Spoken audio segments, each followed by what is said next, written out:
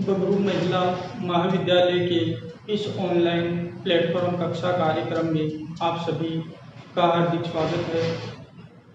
संसाधन भूगोल के अंतर्गत हमने प्रथम अध्याय में संसाधन भूगोल के अर्थ, उसके विषय क्षेत्र और उपागम के बारे में अध्ययन किया था। आज उसी क्रम को आगे बढ़ाते हुए हम संसाधनों के वर्गीकरण के बारे में जानेंगे। संसाधनों के वर्गीकरण में सबसे पहले हम परिचय की बात करते हैं। तो संसाधन को इंग्लिश में रिसोर्स शब्द के रूप में उपयोग में लिया जाता है। यह रिसोर्स शब्द दो शब्दों से मिलकर बना है, जिसमें पहला शब्द री और दूसरा शब्द सोर्स है। यहाँ री से तात्पर्य पुनः या दीर्घ अवधि से है और सोर्स का तात्पर्य स्रोत या साधन से है। इस आधार पर या इस शब्द के आधार पर हम संसाधन भूगोल के लिए या संसाधन के लिए यह बोल सकते हैं कि प्रकृति में पाए जाने वाले वे सभी तत्व जो दीर्घ अवधि तक जैविक समुदाय या मानव समुदाय के उपयोगी हो और आवश्यकता पड़ने पर उनका पुनः उपयोग किया जा सके, उन्हें हम संसाधन कहते हैं। ठीक है, तो हमने रिसोर्स शब्द के बारे में जाना। रिसोर्स शब्द संसाधन का अंग्रेजी शब्द है जो दो शब्दों से मिलकर बना है। पहला शब्द इसमें री है और दूसरा शब्द है सोर्स।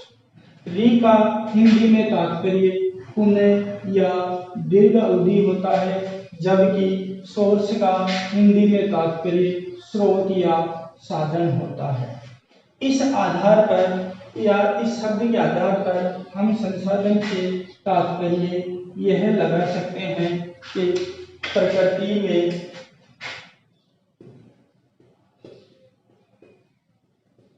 पाए जाने वाले सभी पदार्थ या वस्तुएं या फिर हम इन्हें तत्व या घटक के रूप में भी उपयोग कर सकते हैं। तो प्रकृति में पाई जाने वाली सभी वस्तुएं जो जैविक समुदाय या मानव समुदाय के लिए दीर्घ अवधि तक उपयोगी हो तथा उन्हें आवश्यकता अनुसार पुनः उत्पादित किया जा सके, उन्हें हम संसाधन या रिसोर्स कहते हैं। इसके बाद में हम कुछ संसाधनों की से संबंधित परिभाषाओं के बारे में पढ़ते हैं।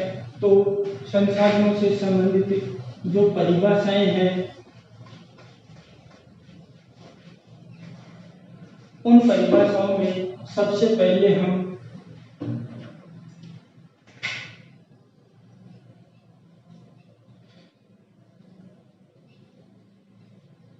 जिमरमैन महोदय की परिभाषा लेंगे। जिमरमैन महोदय ने संसाधन से तात्पर्य यह बताया है कि संसाधन प्रकृति की वे समस्त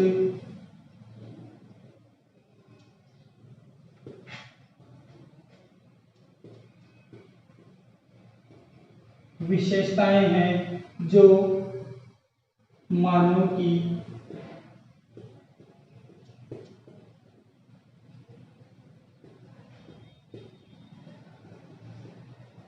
आवश्यकताओं की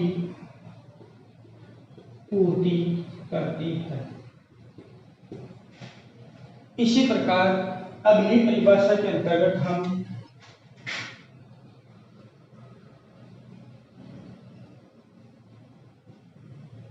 जेम्स फीशर महोदय की परिभाषा संसाधनों के संदर्भ में देखते हैं। उन्होंने बताया, ये जेम्स फीशर महोदय ने बताया कि संसाधन पर्यावरण की वे वस्तुएं हैं जो मानव की आवश्यकताओं व उपयोग में अपना योगदान रखती है। इसी प्रकार अगली परिभाषा हम देखें संसाधनों को लेकर तो स्मिथ एवं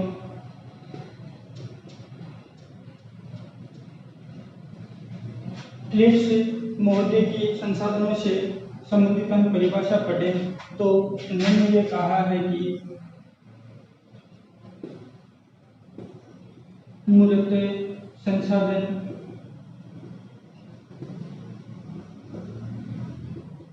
पर्यावरण की वे विशेषताएं हैं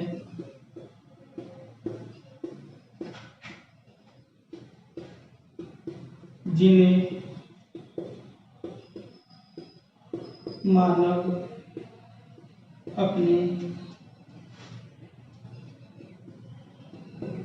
उपयोग में लेता है। ठीक है, तो हमने संसाधन से संबंधित 3 विद्वानों की परिभाषाओं को एक साथ रखा है, जिनमें प्रथम विद्वान जिम्मरमैन है, दूसरे विद्वान जेम्स फिशर है और तीसरे विद्वान स्मिथ और फिलिप्स हैं। इन तीनों ने अपने अपने हिसाब से संसाधनों की परिभाषाओं को व्यक्त किया है और इन संसाधनों इनकी विशेष परिभाषाओं को अगर हम देखते हैं तो इनका मूल सारांश एक ही निकलता है कि संसाधन वह वस्तु या प्रकृति में पाए जाने वाले पदार्थ हैं जो किसी न किसी रूप में मानव के उपयोगी होते हैं और उपयोगी होने के साथ साथ मानव की आवश्यकताओं की ये पूर्ति करते हैं। जैसे कि हमने पहली परिभाषा जिम्मरमैन की देखी। जिम्मरमैन ने कहा कि प्रकृति की वे समस्त विशेषताएं जो मानव की आवश्यकताओं की पूर्ति करती है संसाधन कहलाते हैं। अगली परिभाषा जेम्स फिशर की परिभाषा है। इन्होंने बताया है कि पर्यावरण के अंदर या पर्यावरण में पाई जाने वाली समस्त वस्तुएं जो मानव की आवश्यकताओं के साथ साथ उसके उपयोग में अपना योगदान देती है उसे हम संसाधन कहते हैं। और इसी क्रम में हमने तीसरी परिभाषा रखी स्मिथ एवं क्लिफ्स की। स्मिथ एवं क्लिफ्स ने संसाधनों के बारे में यह कहा है कि संसाधन पर्यावरण की वे विशेषताएं हैं जिन्हें मानव अपने कल्याण के लिए उपयोग में लेता है। इस प्रकार हमने संसाधनों की परिभाषाएं देखी।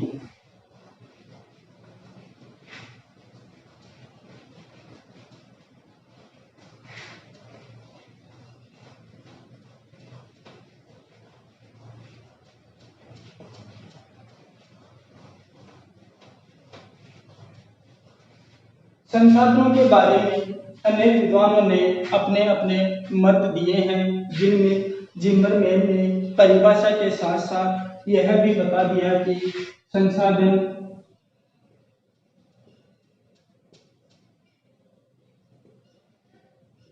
होते नहीं बल्कि ये बनते हैं।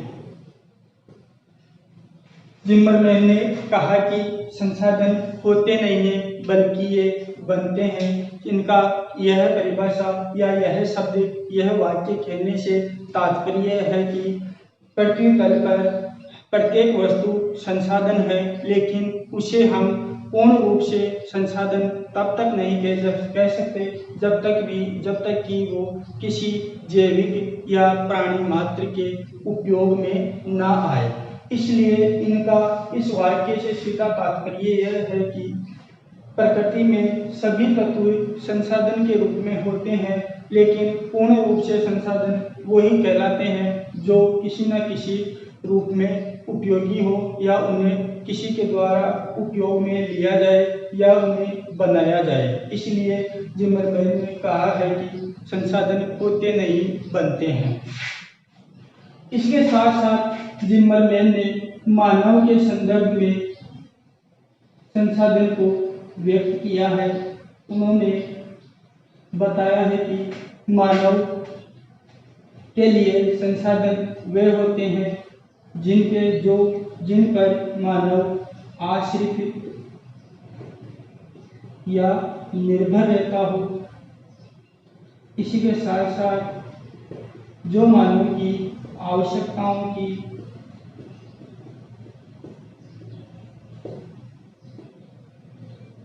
पूर्ति करते हों और इसी के साथ साथ जो मानव के कठिनाई के समय में उस कठिनाई का सामना करने में मानव की मदद करे, वो संसाधन कहलाते हैं। तो जिम्मरमैन की हम बात कर रहे थे। संसाधनों को लेकर जिम्मरमैन ने एक वाक्य कहा है और उस वाक्य के अंतर्गत जिम्मरमैन ने यह कहा है कि प्रकृति में पाए जाने वाले वे सभी तत्वों को हम तब तक संसाधन नहीं कह सकते जब तक कि वो किसी के उपयोगी नहीं हो। ठीक है, इसलिए उन्होंने कहा है कि संसाधन होते नहीं बनते हैं, क्योंकि जिसको आवश्यकता होती है वह उन संसाधनों का उपयोग करता है और उन पदार्थों का उपयोग करता है और उपयोग करने के पश्चात वो उन्हें संसाधन के रूप में देखता है। इसी आधार पर जिम्मरमैन ने मानव के लिए संसाधनों की महत्ता बताई है कि मानव के लिए संसाधन वो होंगे जिन पर मानव आश्रित या निर्भर रहता हो, जो मानव की आवश्यकताओं की पूर्ति करते हों और भविष्य में या मानव के समक्ष जो कठिनाइयाँ उत्पन्न होती है उन कठिनाइयों का सामना करने में जो मानव की सहायता करते हों। इसके बाद में जिम्मरमैन के बाद इट्स महोदय ने भी संसाधनों को लेकर अपना एक वाक्य दिया है और उसमें उन्होंने कहा है कि संसाधन मानव द्वारा निर्मित होते हैं। ठीक है, तो इट्स ने पूरी तरह पृथ्वी के समस्त तत्वों को मानव केंद्रित मान लिया और उन्होंने कहा कि प्रकृति के वे सभी तत्व जब तक मानव उनका उपयोग या उनका निर्माण नहीं करता है तब तक वो संसाधन नहीं कहलाएंगे। इसी क्रम में आगे मिचेल महोदय ने कहा है संसाधनों के संदर्भ में मिचेल महोदय ने कहा कि सभी संसाधनों की जननी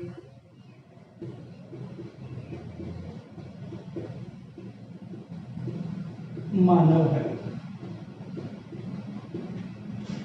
मिचेल महोदय ने संसाधनों का जनक या जननी मानव को कहा है और उन्होंने कहा है कि मानव ने संसाधनों का उपयोग किया है। इस प्रकार संसाधनों को बनाने में योगदान संपूर्ण रूप से मानव का है। इस प्रकार संसाधनों के संदर्भ में हमने जिम्मरमैन और इट्स और मिचेल के वाक्यों को लिया। जिम्मरमैन ने कहा कि प्रकृति के वे सभी तत्व जब तक संसाधन नहीं होते हैं जब तक कि उन्हें मानव संसाधन के रूप में मानता नहीं है। और मानव और संसाधन के बारे में जिम्मरमैन ने अन्योन्याश्रयता या उनके अंतर संबंध को बताते हुए कहा है कि संसाधन वे होते हैं जिन पर मानव या जैविक समुदाय आश्रित होता है, निर्भर होता है और जो मानव की आवश्यकताओं की पूर्ति करते हैं तथा कठिनाई के समय में विभिन्न प्रकार की समस्याओं एवं कठिनाइयों से सामना करने में जो साधन मनुष्य के काम में आते हैं या उपयोग में आते हैं वे सभी संसाधन कहलाते हैं। इसी क्रम को आगे बढ़ाते हुए इट्स महोदय ने कहा है कि सभी संसाधन मानव निर्मित होते हैं अर्थात इन संसाधनों का निर्माण करता मानव होता है। और इसी क्रम को आगे बढ़ाते हुए मिचेल महोदय ने कहा कि पृथ्वी पर या प्रकृति में, पर्यावरण में जो भी संसाधन पाए जाते हैं उन संसाधनों का जनककर्ता या जननी स्वयं मानव या जैविक समुदाय है। इस प्रकार हमने संसाधनों के बारे में कुछ बातें की। अब हम हमारे मूल टॉपिक पर आते हैं, संसाधनों के वर्गीकरण या संसाधनों का वर्गीकरण, क्लासिफिकेशन ऑफ रिसोर्सेज।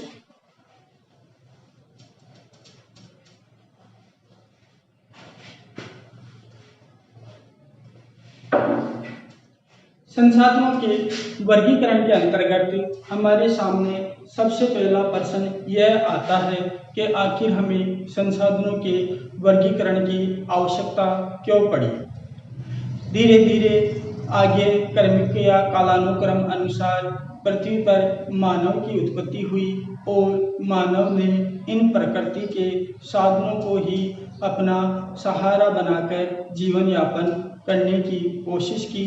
और मानव ने धीरे धीरे प्रकृति में जो जितने भी मानव उपयोगी संसाधन हैं उनकी खोज की और अपने दैनिक दिनचर्याओं में उन सभी संसाधनों का उपयोग करने की कोशिश करता रहा।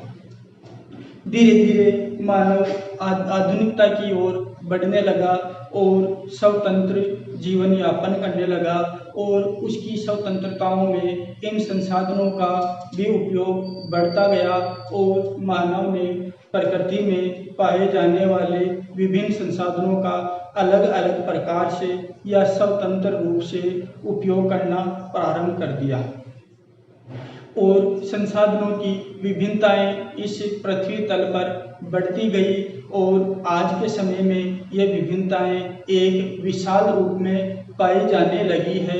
इसलिए इन विभिन्नताओं को ध्यान में रखते हुए संसाधनों की स्वतंत्र रूप से हम व्याख्या करते हैं और उस व्याख्या करने के लिए हमें संसाधनों के वर्गीकरण की आवश्यकता होती है। इसलिए संसाधनों का वर्गीकरण किया गया। इस अध्याय के अंतर्गत हम संसाधनों का सामान्य वर्गीकरण पढ़ेंगे और सामान्य वर्गीकरण के साथ साथ जिम्बरमैन महोदय ने भी संसाधनों का एक वर्गीकरण प्रस्तुत किया। उस वर्गीकरण का भी हम इस अध्याय में अध्ययन करेंगे। सबसे पहले हम संसाधनों के वर्गीकरण की बात करें तो इनका हम सामान्य वर्गीकरण पढ़ेंगे और सामान्य वर्गीकरण की बात करें तो संसाधनों का यह सामान्य वर्गीकरण 3 आधारों पर किया गया है। पहला आधार संसाधनों के उपयोग की सततता के आधार पर। दूसरा आधार लिया गया है संसाधनों की उत्पत्ति के आधार पर। और तीसरा आधार वर्गीकरण का प्रमुख आधार जो लिया गया है वो है उद्देश्य के आधार पर।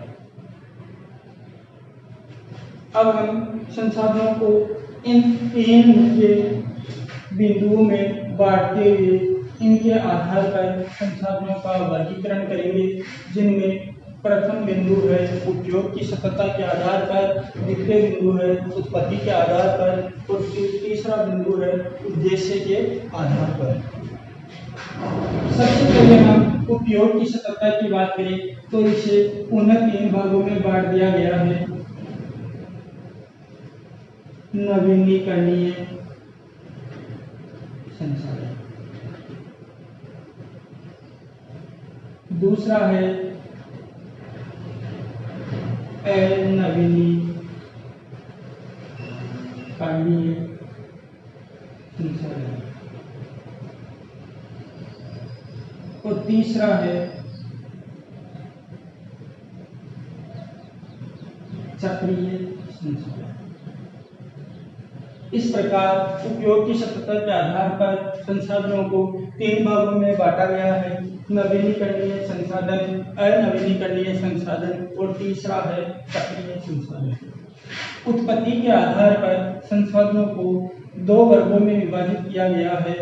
पहला अजैविक संसाधन और दूसरा जैविक संसाधन। इसी प्रकार मानव की आवश्यकता एवं उद्देश्य के आधार पर भी संसाधनों को 3 भागों में विभाजित किया गया है, जिसके अंतर्गत ऊर्जा संसाधन,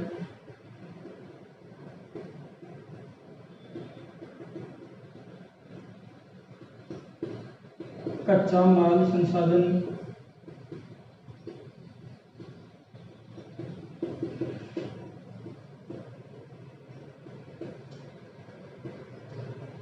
और तीसरा खाद्य पदार्थ संसाधन। ठीक है, संसाधनों के वर्गीकरण के अंतर्गत हमने 3 प्रमुख आधार लिए हैं। पहला आधार उपयोग की सततता, दूसरा आधार उत्पत्ति और तीसरा आधार संसाधनों का उद्देश्य या संसाधनों के उपयोग का उद्देश्य। उपयोग की सततता के आधार पर संसाधनों को 3 उपभागों में बांटा गया है, जिसके अंतर्गत प्रथम उपभाग नवीनीकरणीय संसाधन है।